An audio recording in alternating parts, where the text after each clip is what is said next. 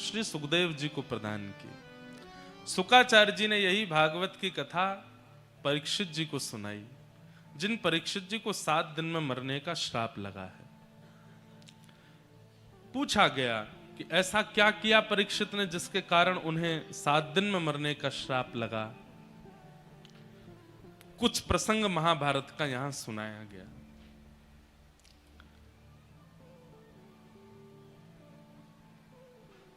यदा मृधे कौरव संजयानां वीरेस्वथो वीरगतिं गतेषु ब्रकोदरा विग्धगदा विमर्श भ्रग्नोरुदण्डे धृतराष्ट्रपुत्रे। ध्यान से सुनिएगा। महाभारत का युद्ध अपने अंतिम पड़ाव पर चल रहा था और उसी समय दुर्योधन ने भीम ने दुर्योधन की जंघा पर प्रहार किया, जिसके कारण कौरवों का हनन हुआ। धर्म युद्ध में नाभि से नीचे प्रहार करना वर्जित है, तो फिर भीम ने दुर्योधन की जंघा पर प्रहार क्यों किया? ठाकुर जी की आज्ञा, भगवान ने आज्ञा दी है। बंधुओं, बहुत ध्यान से सुनिएगा इस प्रसंग को। हम सुना चुके हैं कई बार, लेकिन बहुत समय से नहीं सुनाया, इसलिए पुनरावृत्ति कर रहे हैं। जब भीम ने दुर्योधन की जंघा पर प्रहार किया, यह दृश्य देख करके कई धर्म का पालन करने वाले, भगवान के द्वारा प्रदत्त की गई धर्म की स्थितियों का पालन करने वाले लोगों को बहुत क्षोभ हुआ।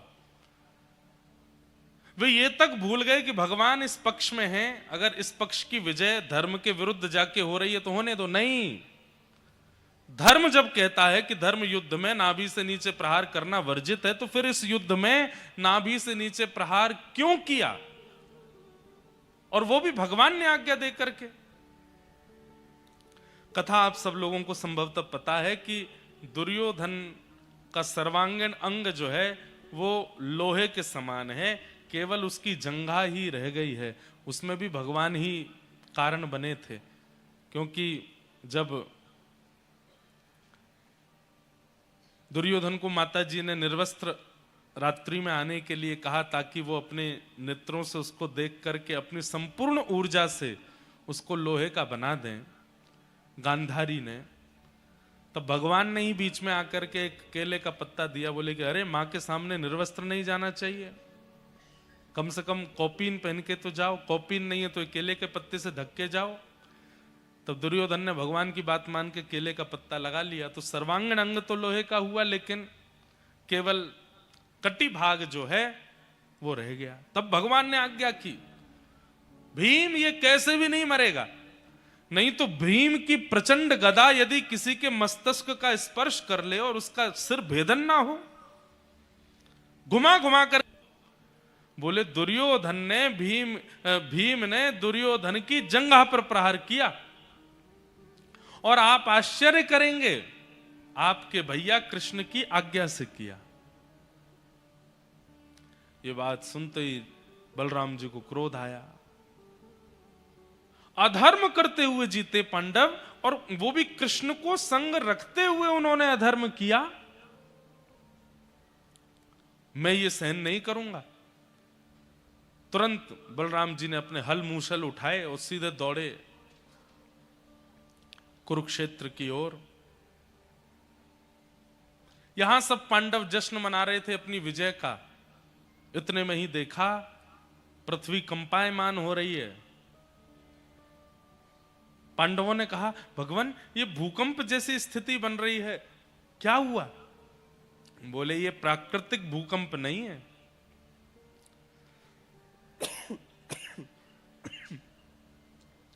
ऐसा भूकंप दो ही स्थिति में आता है, या तो मैं नाराज हो जाऊं या फिर शेषनाग जिनकी सिर के ऊपर तिल के समान पृथ्वी है वो नाराज हो जाए। मैं तो प्रसन्न हूं, तो निश्चित है कि शेषनाग ही नाराज हुए और शेषनाग ही बलराम जी हैं। बलराम जी के कोप के कारण पृथ्वी पर भूचाल आ रहा है। तभी देखा तो श्री बलराम जी महाराज हल मूसल लेकर के और दौड़ रहे हैं और बस चिल्ला रहे हैं, भीम मेरे सामने आ, तू मेरे साथ युद्ध कर, तूने धर्म विरुद्ध कार्य किया। हाँ, दुर्योधन की नाभि से नीचे तूने प्रहार करके उसको निर्बल बना करके और स्वयं जीत गया महाभारत के युद्ध को। ये धर्म विरुद्ध मैं नहीं सहन करूंगा। आज मेरे हल मूसल तेरे मस्तिष्क का भेदन करेंगे। गर्जना करने लगे बलराम जी।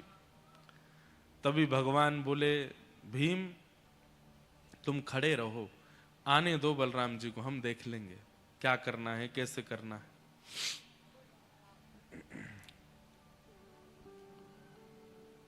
बलराम जी महाराज दौड़े।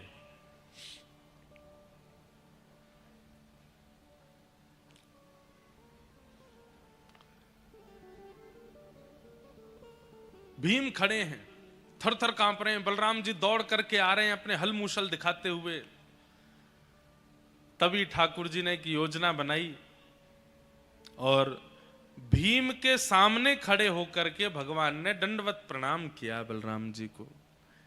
जैसे ही देखा कि लाला दंडवत कर रहा है, कन्हैया दंडवत कर रहे हैं, बलराम जी तो अपना सारा कोप भूल गए, हल मूसल दूल फेंक करके और ठाकुर जी को उठा करके अपने हृदय से लगाया। एक सीख यहां पर यह मिलती है, बड़े लोगों का क्रोध शांत करने का एक ही तरीका है, उनके चरणार विंद, उनके श्री चरणों को पकड़ लो।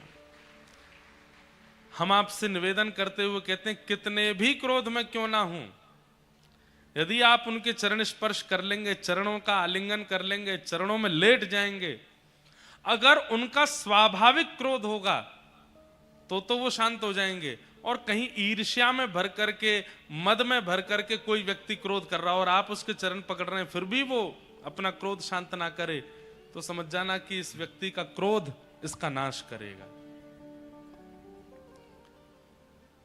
नहीं तो अमूमन 90 बड़े बुजुर्गों को आप चरण पकड़ लो, तुरंत शांत हो जाएंगे। बलराम जी तो सब गुस्सा भूल गए, ठाकुर जी को उठाया, हृदय से लगाया। अरे लाला तू काय को चरणन में प्रणाम करे, अरे मोह तो तेरी बड़ी याद आ रही, लाला तू स्वस्थ तो है ना, इतना बड़ो महाभारत युद्ध भयो तो को खरोंच तो नहीं आई। ठाकुर जी बोले, नहीं भैया मैं ठीक हूं। थोड़ी देर में मानो सारा गुस्सा भूल गए, लेकिन थोड़ी देर बाद जब भीम की ओर पुनः दृष्टि गई, लाला तूने यहां बैठ तो बाद में बात करूंगा, पहले यार भीम को सबक सिखाऊं, मेरे हलमुशल कहां हैं। भगवान बोले, भैया क्यों नाराज हो रहे हैं आप, क्यों क्रोध कर रहे हैं, क्यों मारना चाहते हैं आप भीम को। धर्म विरुद्ध आचरण किया है भीम ने, धर्म युद्ध में नाभि से नीचे प्रहार करना मना है और इसने नाभि से नीचे प्रहार करके युद्ध को अपने पक्ष में लिया है। यह धर्म विरुद्ध कार्य मेरे जीते जी तो नहीं होगा। लाला तू तो बड़ो दयालु है, तू तो बड़ो कृपालु है, सबन पर दया करे, तेरी बात अलग है, पर मैं ये सब सहन नहीं करूंगा, मैं याकू सबक सिखा के रहूंगा।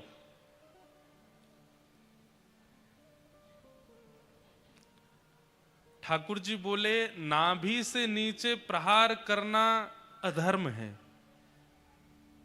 हाँ, और इसीलिए आप आए हो यहां पर। बोले जी। भगवान बोले, तो फिर अबला नारी, रजस्वला नारी भरी सभा में निर्वस्त्र की जा रही हो, यह कौन सा धर्म है। एक नारी अपने मासिक धर्म में है, उसके पति जुआ हार गए हैं और वहां यही दुर्योधन, यही दुशासन उसकी साड़ी खींच के निर्वस्त्र कर रहे थे। यह कौन सा धर्म था भैया। बलराम जी निर्वाक हो गए। और यदि वह धर्म अधर्म था तो वहां आप क्यों नहीं आए दुर्योधन का शिरच्छेदन करने के लिए। वहां आप क्यों नहीं आए दुशासन के हाथों को काटने के लिए। एक भरी सभा में नारी का अपमान किया जा रहा था, तब आप नहीं आए। और आज जब महाभारत युद्ध में दो पक्ष युद्ध कर रहे हैं, दो राजा युद्ध कर रहे हैं, और राजा युद्ध जीतने के लिए कुछ भी करता है, केवल नाभि से नीचे जंघा पर प्रहार कर दिया। और यह बात आप भी जानते हैं कि पूरे शरीर में कहीं भी प्रहार करने से दुर्योधन मरने वाला नहीं है, उसकी जंघा पर ही प्रहार होगा तभी वो गिरेगा। इतना सब जानते हुए भी आप हल मूसल उठा करके यहां भीम को मारने के लिए चले आए, मुझे आश्चर्य हो रहा है आप पर। यदि उस समय आपका यह क्रोध उत्पन्न हुआ होता तो आज महाभारत युद्ध की नौबत नहीं आती भैया। ध्यान से सुनिए, अधर्म करने वालों को सबक सिखाने के लिए कई धर्मावलंबी उतर आते हैं और धर्म का नाम लेकर के उनको सिखाने का प्रयास करते हैं। ठाकुर जी कहते हैं अधर्म हो जाने के बाद फिर वहां धर्म का प्रचार करना, धर्म की बातें बताना, ये इतनी बड़ी बात नहीं है। जब अधर्म का बीज बोया जा रहा था उसी समय उस पौधे को निचोड़ देना, यह धर्म धार्मिक व्यक्ति का लक्षण होता है। अब पेड़ बन गया है, विशाल वृक्ष बन चुका है अधर्म का, और अब आप लेकर के गए, अब हम इसको काटेंगे, अब हम इसको नष्ट करेंगे, अब इसके लिए हम मुहिम चलाएंगे, इसके पीछे हम दौड़ेंगे, इसका हम ये करेंगे। भगवान बोले कुछ नहीं होगा उससे। जब वो पौधा था तभी निकाल देना था, उसके बाद प्रयास करते रह जाओ, क्योंकि वृक्ष का नियम है काट दो वो फिर प्रकट हो जाता है। भैया आज महाभारत युद्ध की नौबत क्यों आई?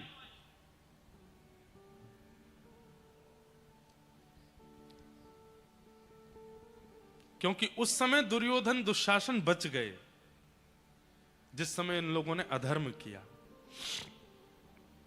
यदि उसी समय दुर्योधन दुशासन मारे जा चुके होते, बंधुओं एक बात सुनेंगे आप, पूरा महाभारत युद्ध, सब लोग इधर देखिए, ध्यान से हमारी ओर दृष्टिपात कीजिए, पूरा महाभारत युद्ध, चाहे उसमें शांति दूत बन के जाना हो, चाहे उसमें पांडवों को विजय दिलाना हो, चाहे अर्जुन के रथ का सारथी बनना हो,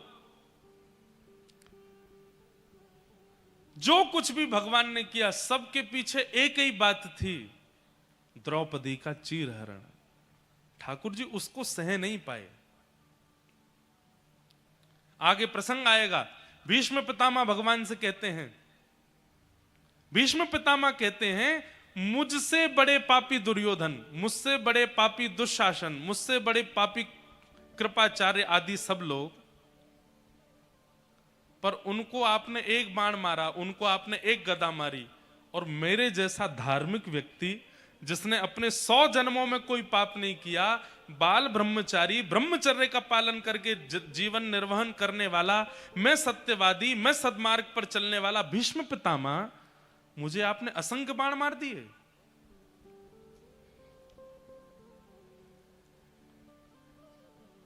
मैं इतना जानता हूं, मैंने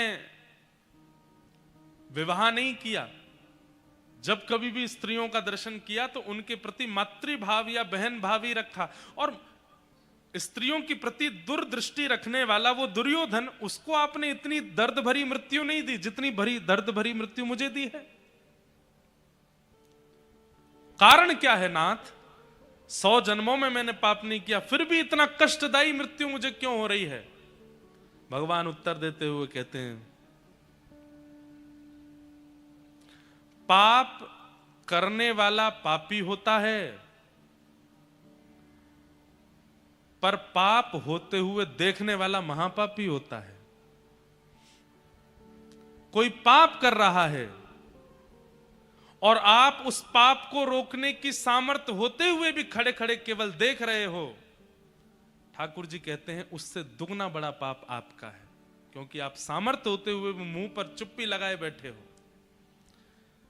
आप यदि खड़े होकर के एक उंगली उठा देते और एक बार कहते दुर्योधन खबरदार, जो तूने द्रौपदी का स्पर्श भी किया तो द्रौपदी का चीरहरण नहीं होता। मैं उस समय चीरहरण के समय दुर्योधन को नहीं देख रहा था, दुशासन को नहीं देख रहा था, मैं उस समय उस सभा में बैठे हुए भीष्म पितामह को देख रहा था कि भीष्म पितामह जैसे महारथी जिस सभा में बैठे हैं वहां स्त्री निर्वस्त्र नहीं हो सकती। लेकिन जब पता चला कि दुर्योधन भीष्म पितामह के होते हुए भी द्रौपदी निर्वस्त्र हो रही है, उसी दिन मैंने ठान लिया था कि दुर्योधन, दुशासन, इन सब की मृत्यु तो एक तरफ है, भीष्म पितामह की मृत्यु सबसे कष्टदायी होगी। क्यों? ये योग्य होते हुए भी देख रहे थे।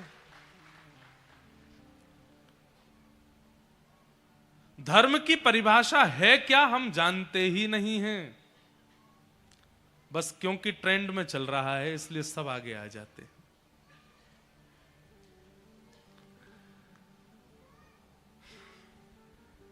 हम बहुत सीधे साधे कथावाचक हैं, हम ज्यादा विवादित बोलते नहीं कभी भी, और हम बोलना भी नहीं है, बस संकेत में आपको समझा रहे हैं।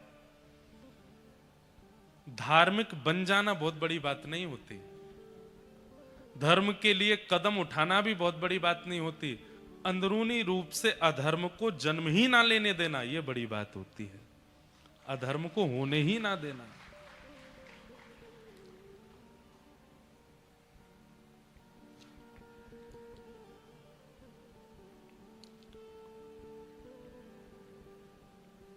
आज पूर्व मंत्री और पन्ना के विधायक श्री ब्रजेंद्र प्रताप जी पधारे हैं। श्री रामेश्वर शर्मा जी विधायक हुजूर भोपाल से पधारे हैं। श्री विनोद जी पूर्व अध्यक्ष पर्यटन विभाग पधारे हैं। श्रीमती निर्मला सप्रे जी विधायक बीना पधारे हैं। श्री आकाश सिंह जी भाजपा के अद्भुत नेता भी आज पधारे हैं। सबका बहुत बहुत स्वागत, बहुत बहुत अभिनंदन। ये खूबसूरती है मध्य प्रदेश की, इतने बड़े बड़े नेता आ जाते हैं फिर भी कथा में कोई विघ्न नहीं आता, विक्षेप नहीं आता, सब चुपचाप बैठ करके कथा श्रवण करते हैं, कथा के रस को और वर्धन करते हैं। अन्य प्रांत के नेता विधायकों को सीखना चाहिए कथा में हम कैसे जावें, ऐसे जावें जैसे मध्य प्रदेश के राजनेता कथा में आते हैं, चुपचाप आके कथा सुनते हैं। कथा का यही तो स्वरूप है, कथा का स्वरूप इसके इतर कुछ और नहीं होता। यही स्वरूप कि हम कथा में गए और पड़ोसी को भी नहीं पता चला कि हम बैठ के सुन के चले आए। अब हमारे लिए कथा है, सबके लिए कथा है, बहुत अच्छी बात है। तो हम क्या निवेदन कर रहे थे? अधर्म हो जाने के बाद धर्म का पाठ पढ़ाने के लिए आना, अब तो यही करना पड़ता है, लेकिन बात अच्छी तब हो जब अधर्म होने ही ना दिया गया होता।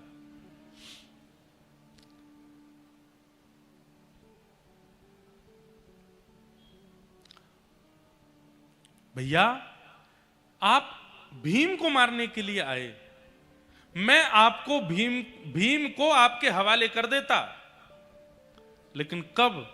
जब आप उस समय भी आए होते जब द्रौपदी का चीरहरण हुआ था। मैं आपके पक्ष में खड़ा होकर के भीम का शिरच्छेदन करता, यदि उस समय भी आपने ये किया होता। बंधुओं, ठाकुर जी की बुद्धि के आगे हम लोग बड़े फेल हो जाएंगे।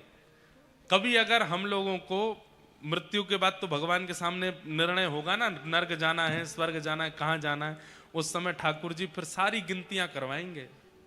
आप लोग कहोगे हमने ये अच्छा किया, हमने ये अच्छा किया, हमने ये अच्छा किया, फिर ठाकुर जी ऐसी एक बात बताएंगे जो आपके मन में ही नहीं थी।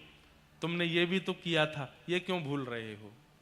तुमने ऐसा भी तो किया था।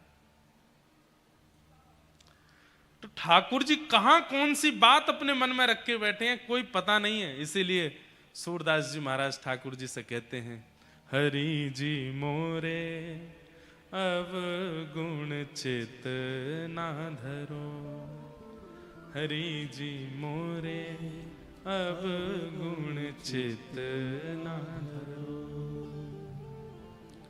समदर्शी है नाम तिहारो, समदर्शी है नाम तिहारो। समदर्शी का मतलब पता है? समान दृष्टि जिसकी है, सबको एक दृष्टि से जो देखता है। समदर्शी है नाम तिहारो, समदर्शी है नाम तिहारो, चाहो तो पार करो, चाहो तो पार करो।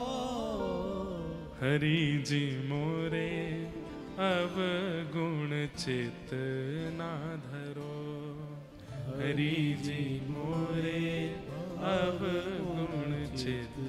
बंधुओं, ये नाम जप के लिए आज्ञा क्यों करते हैं गुरुजन? क्योंकि नाम जप औषधि है।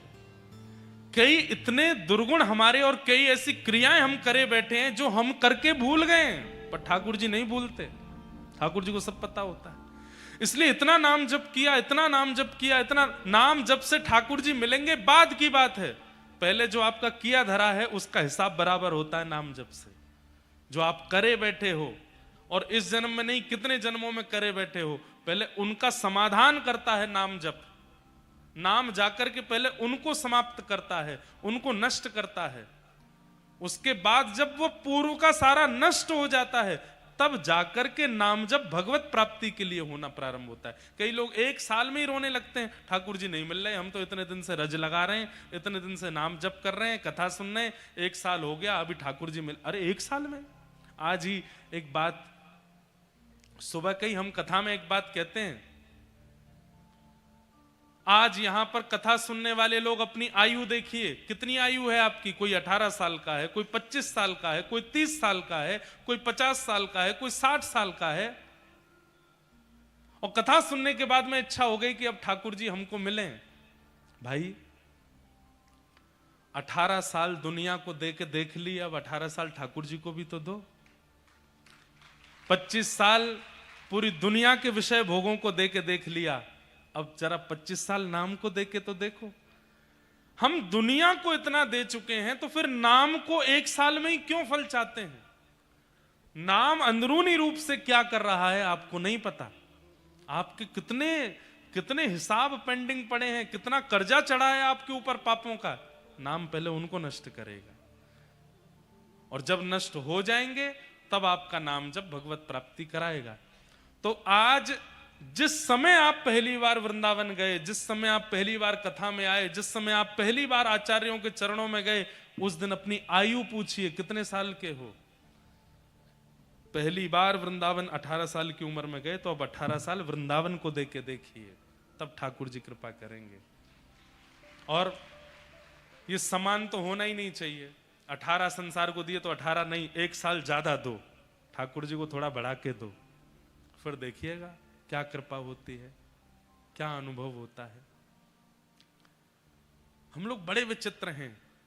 हनुमान जी, शंकर जी के 16 सोमवार करके हमको सब कुछ चाहिए, और 16 सोमवार में हमको शंकर जी से सब कुछ चाहिए, और 16 साल संसार के विषयों में जो गलत गलत किया उसका कोई हिसाब नहीं।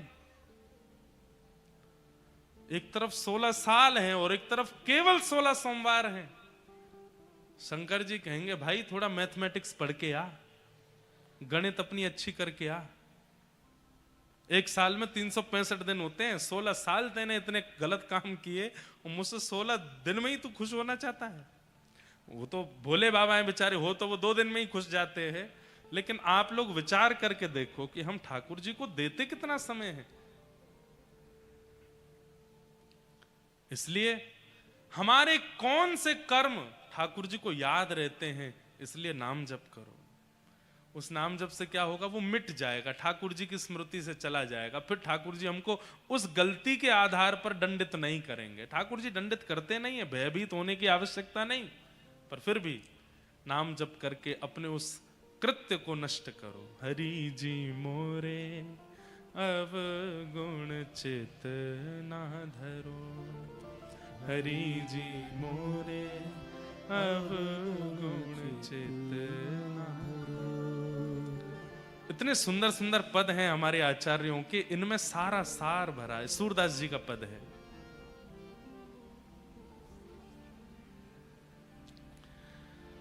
तो भगवान कहने लगे बलराम जी इसको मत मारिए, भीम ने गलती नहीं की है, बल्कि भीम का कृत्य धर्म ही माना जाएगा। दाऊ दादा बोले कैसे? क्योंकि भीम ने नाभि से नीचे प्रहार किसको किया है वो व्यक्ति भी तो देखिए। वो व्यक्ति कौन है? बोले महाअधर्मी दुर्योधन। महाअधर्मी दुर्योधन को मारने के लिए धर्म का रास्ता अपनाएंगे हम?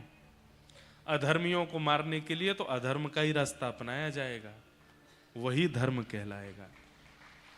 अब कोई गौ हत्या करे बैठा है, गौ तस्करी करे बैठा है, अबला नारियों के साथ में गलत व्यवहार करता है, परिस्त्रियों के साथ गमन करता है, गलत गलत सारे उसने काम कर रखे, ये महापाप की श्रेणी में आते हैं। गौ हत्या, स्त्रियों के साथ दुर्व्यवहार, छोटे बालकों की हत्या, माता पिता के साथ दुर्व्यवहार, गुरुद्रोह, गुरु की हत्या, ये सब महापाप के अंतर्गत आते हैं। और महापाप करने वाला व्यक्ति यदि सामने आ जाए तो उसके लिए हम धर्म का पालन करेंगे कि धर्म कैसे हो, इसको दंडित धर्म के आधार पर दिया जाए? नहीं, उसको तो अधर्म के आधार पर ही दंड दिया जाएगा, क्योंकि वो महापाप की श्रेणी में है। तब दाऊ दादा ने प्रणाम किया, लाला तू ज्यादा गुस्सा मत करे, ठंडो है जा। इस प्रकार महाभारत का युद्ध पांडव जीते। लेकिन दुर्योधन मरा नहीं है। जंघा पर प्रहार करने से कोई मरता है? अचेत होकर गिर पड़ा है, बस उठ नहीं पा रहा है। तभी वहां गुरुपुत्र अश्वत्थामा आए। अश्वत्थामा ने आकर के कहा, मैं पहले ही कह रहा था मुझे अपना सेनापति बना दो, तुमने मेरी एक नहीं मानी, अब भी समय है, तुम आज्ञा दो, मैं इन पांडवों को जीवित नहीं देखूंगा। बंधुओं देखिए, महाभारत में जितने पात्र हैं, बहुत ध्यानपूर्वक हमारी ओर देखिए, कभी अवसर मिले ना तो महाभारत में कितने पात्र हैं, कितने कैरेक्टर हैं, गिनती कीजिएगा। संपूर्ण महाभारत में जितने पात्र आपको मिलेंगे उतने ही प्रकार के लोग इस दुनिया में हैं, उससे एक भी आगे नहीं, एक भी कम नहीं। और जहां तक मेरा अनुमान कहता है, आपको 81 प्रकार के लोग मिलेंगे महाभारत में, 81, और ज्यादा भी हो सकते हैं। और ये 81 प्रकार के स्वभाव, व्यवहार, विचार वाले लोग ही इस पूरे ब्रह्मांड में हैं। 8 अरब खरब जितने भी हों, 81 प्रकार के व्यवहार हैं, और वो सब महाभारत में है। इसलिए महाभारत का हर एक व्यक्ति हम हैं। अब जैसे दुर्भाव है, क्या कहता है गुरुपुत्र अश्वत्थामा से? अश्वत्थामा से कह रहा है कि गुरु भाई, गुरुपुत्र, यदि हम सिंहासन पर नहीं बैठे हस्तिनापुर के, तो ये भी नहीं बैठने चाहिए। जो मेरा नहीं हुआ वो मैं किसी और का नहीं होने दूंगा। ऐसे स्वभाव के लोग होते हैं संसार में। यदि मुझे नहीं मिला तो इसको भी नहीं मिलना चाहिए, और मुझे नहीं मिला तो इसको मिल गया, तो अब इसका हनन कैसे हो, इसकी हत्या कैसे हो, इसका दुरुपयोग कैसे हो, इसका बुरा कैसे हो, इस विचार में लगते हैं। ये विचारधारा वाले लोग ही दुर्योधन हैं। गुरुपुत्र अश्वत्थामा का व्यवहार कैसा है? पदेशणा। पदेशणा, पदेशणा किसको कहते हैं? उसको केवल पद की इच्छा है। मैंने किया क्या, क्या नहीं किया, इससे कोई मतलब नहीं है। मैंने अच्छा क्या किया, बुरा क्या किया, कमाई कितनी हुई, ना कमाई कितनी हुई, कोई इससे मतलब नहीं। बस मैं एक पद पर हूं, ये सबको पता होना चाहिए, मेरी एक पदवी है। गुरुपुत्र अश्वत्थामा वही है। अब आते ही क्या बोला है? मैंने पहले ही कहा था मुझे सेनापति बना दो, तुमने मेरी बात नहीं मानी, अब चलो अभी भी तुम्हारे पास समय है। बोले क्या? भेज दो मुझे, सोते हुए पांडवों को मार दूंगा, मुझे सेनापति घोषित कर दो। पूरी सेना मर गई, उसके बाद भी सेनापति बनना चाहता है। यह पदेशणा। अच्छा, कौरवों का मुखिया कौन है? धृतराष्ट्र। धृतराष्ट्र का स्वभाव क्या है? खुद की आंखें नहीं है, खुद को दिखाई नहीं देता, दूसरे की दृष्टि से देखता है, दूसरे के कहे सुनता है, पर निर्णय अपना देता है। मतलब संजय है उनके पास, वही देखता है, वही अनुभव करता है, वही बताता है, पर निर्णय कौन लेता है? निर्णय लेता है धृतराष्ट्र। देखने वाला कोई और है, बोलने वाला कोई और है, पर निर्णय का पूरा अधिकार अपने ऊपर लिए बैठे हैं ये धृतराष्ट्र हैं। ऐसे स्वभाव वाले लोग भी होते हैं, खुद हिल करके पानी भी नहीं पीते। 4 लोग लगा रखे हैं, तुम देख के आओ, तुम सुन के आओ, तुम बोल के आओ, तुम ये करके आओ, अंत में मुझे बताओ, मैं निर्णय लूंगा, होगा वही जो मैं चाहूंगा। दुशासन, ये धृतराष्ट्र है। अब हर एक व्यक्ति का एक स्वभाव निकल के आ जाएगा। कभी अवसर मिलेगा तो सागर में महाभारत की कथा भी करेंगे, लेकिन ताली तो आपने बजा दी। महाभारत की कथा 7 दिन की नहीं होती, महाभारत की कथा होती है 30 दिन की, 1 महीना की। क्योंकि महाभारत इतना विशाल ग्रंथ है कि उसकी भूमिका में ही 7 दिन निकलेंगे। लेकिन अद्भुत होगी, आज तक एक ही बार हुई है महाभारत की कथा, पूज्य मलुकपीठ वाले महाराज जी ने की है। क्योंकि महाभारत की कथा ऐसे नहीं होती, उसके अनुष्ठान भी बहुत बड़ा होता है उसका। और एक हमारे भारत में भ्रांति है कि महाभारत कराने से, सुनने से, पढ़ने से घर में लड़ाइयां होती हैं। कहां चले जाएं बताओ, हम भारतीय लोग ऐसा सोचते हैं। जिस महाभारत का थोड़ा सा अंश गीता पूरी पृथ्वी को भूचाल ला सकता है, सोचिए वो 700 श्लोकों की गीता इतनी प्रगाढ़ हो सकती है, संपूर्ण 1 लाख श्लोक महाभारत के कैसे होंगे? यन्ने भारत तन्ने भारत, अद्भुत है महाभारत। एक एक व्यक्ति को दर्पण दिखाई दे जाएगा। महाभारत की कथा में पता चल जाता है कि ये तो मैं हूं, ये जिसके बारे में चर्चा हो रही है, कहीं ना कहीं पता चलेगा शकुनी तो मैं ही हूं। कहीं ना कहीं पता चल जाएगा कि भाई ये धृतराष्ट्र कोई और नहीं है, ये तो मेरा ही स्वभाव है। और व्यक्ति को जब दर्पण दिखता है ना, तो व्यक्ति दर्पण में अपनी बिगड़ी हुई स्वरूप को संभाल लेता है। कोई दर्पण देखता ही नहीं है तो बिगड़ा ही रहेगा, अपने उसकी आंख, नाक, बाल वाल सब बिगड़े ही रहेंगे। महाभारत दर्पण है। कभी कृपा होगी ठाकुर जी की तो मेरा बहुत समय से मन है करने का, करूंगा एक बार महाभारत की कथा। गांधारी, और गांधारी कौन है? गांधारी का कैरेक्टर कैसा है? खुद के पास आंख भी है, खुद के पास सब कुछ भी है, लेकिन क्योंकि दुर्योधन, क्योंकि धृतराष्ट्र नहीं देख सकते, इसलिए स्वयं की आंखों पर भी पट्टी बांध लेती है। मतलब किसी पर, इसी को कहते हैं अंधविश्वास। वो तो देख ही नहीं रहा है और बिना देखे सब गलत कर रहा है, मैं भी नहीं देखूंगी। लो, अरे तुम्हारी तो आंख खुली रखो, तुम उसकी पत्नी हो, तुम अगर देख के बताओगी तो उससे बहुत कुछ अच्छा होगा। लेकिन उन्होंने गलत अर्थ निकाल लिया पतिव्रता नारी होने का। कैसा अर्थ निकाला? बोले ये नहीं देखते तो मैं भी नहीं देखूंगी। सबका अपना अपना एक कैरेक्टर है महाभारत में, और वो सब हम ही हैं। गुरुपुत्र अश्वत्थामा अर्धरात्रि में गए और सोते हुए 5 पांडवों को मारने के लिए, लेकिन जाको राखे साइया मार सके ना कोई, बाल ना बाका कर सके जो जग बैरी हो। ठाकुर जी जिसके रक्षक बन जाते हैं उसको फिर कौन मार सकता है? कल हमसे किसी ने निवेदन किया, महाराज अम्बरीश का चरित्र सुनाइएगा। हमने कहा जरूर सुनाएंगे। महाराज अम्बरीश का चरित्र एक दिन सुनाऊंगा, मैं विस्तार से सुनाऊंगा। कैसी रक्षा ठाकुर जी करते हैं। बस ठाकुर जी के चित्त को भा जाएं तो ठाकुर जी रक्षा। अच्छा, एक और बात, क्या प्राणों की रक्षा को ही आप ठाकुर जी के द्वारा की गई रक्षा मानते हो? नहीं, प्राणों की रक्षा ठाकुर जी के द्वारा की गई रक्षा नहीं है। तो